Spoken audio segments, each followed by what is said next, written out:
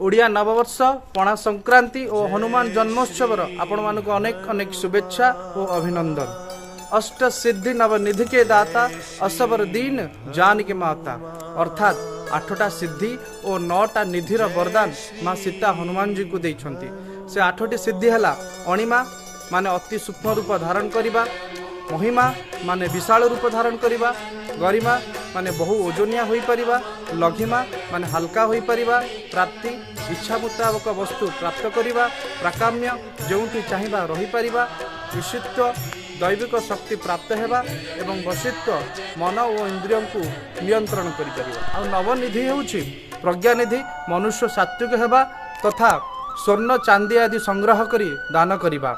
महाप्रज्ञानिधि धर्मपरायण होई संगृहित धन को धार्मिक व्यक्ति को दान करिबा। नीलनिधि सात्विक एवं धनवान हेबा तांको संपत्ति 3 पीढ़ी जाए रहिबो। मुकुंद निधि रजगुण संपन्न हेबा राज्य संग्रह रे लागि पड़िबा। नंदनिधि राजस्व एवं तामस गुण वाला हेबा। मकर निधि विशाल शास्त्र संग्रह करिबा। कच्छप निधि निज संपत्ति को सुख पूर्वक भोग करिबा।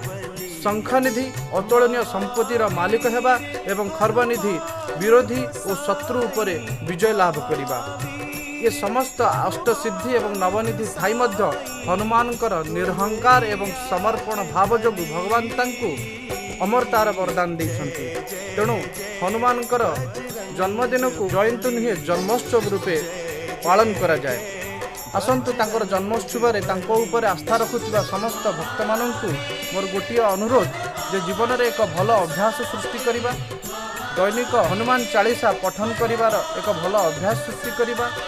जो यह पढ़े हनुमान चालीसा तो ये सिद्धिसा थी गौरीसा अर्थात जी हनुमान चालीसा पठन करे तार सिद्धि हवा तार साक्षी स्वयं शंकर भगवान।